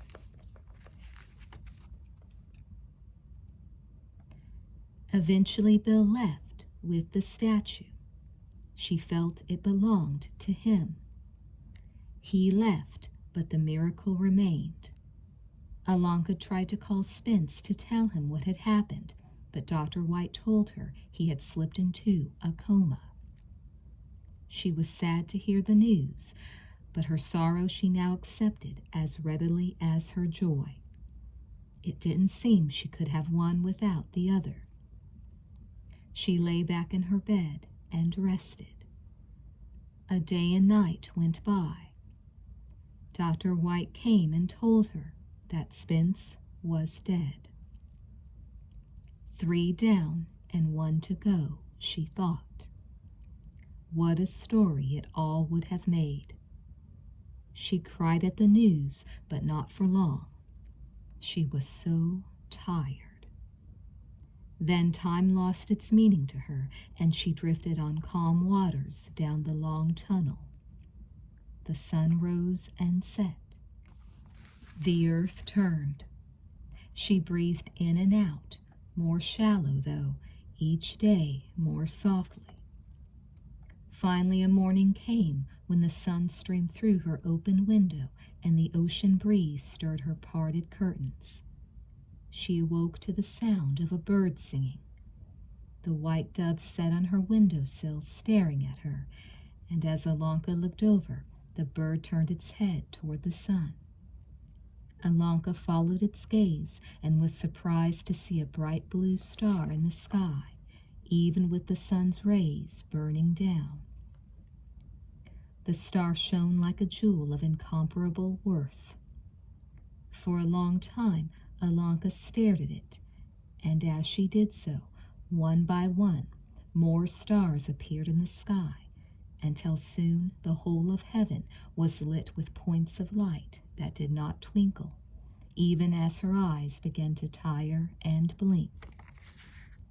The entire galaxy shone in all its glory, even as the sun grew brighter and brighter, and her eyes slowly closed for the last time.